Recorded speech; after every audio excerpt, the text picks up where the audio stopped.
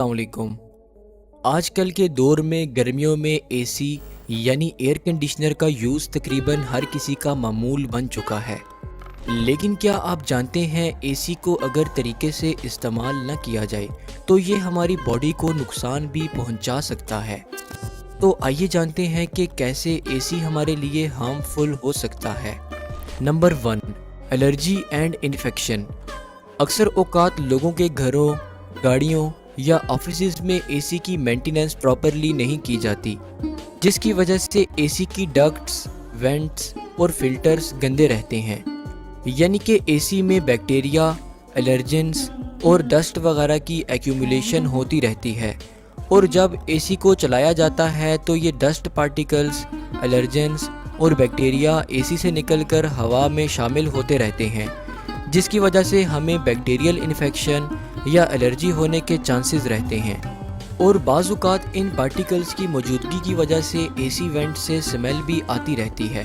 इसलिए अगर आपका एसी हल्की हल्की स्मेल पैदा कर रहा है तो समझ जाएं कि आपके एसी में गंद इकट्ठा हो चुका है और उसको क्लीन करने की ज़रूरत है। Number 2, dryness.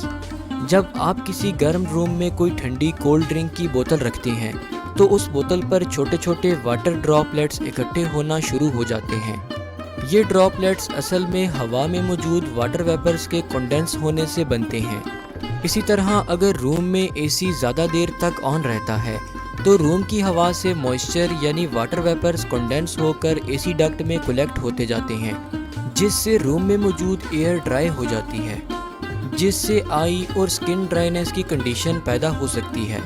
इसके अलावा ड्राई एयर हमारे रेस्पिरेटरी सिस्टम को भी ड्राई कर देती है, जिससे रेस्पिरेटरी इन्फेक्शन के चांसेस बढ़ जाते हैं। Number 3, dehydrated.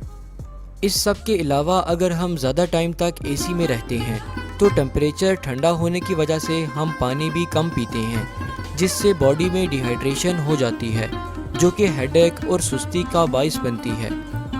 इसलिए हमें चाहिए कि एसी को यूज़ करते वक्त इस बात का ख्याल रखें कि एसी की मेंटेनेंस वक्त पर होती रहे। एसी को बहुत लो टेम्परेचर पर ना चलाएं और पानी का ज़्यादा इस्तेमाल करें, ताकि हम एसी के हार्मफुल इफ़ेक्ट्स से बचकर एसी की ठंडी हवा से लुत्फ़ अंदोज़ होते रहें। शुक्रिया।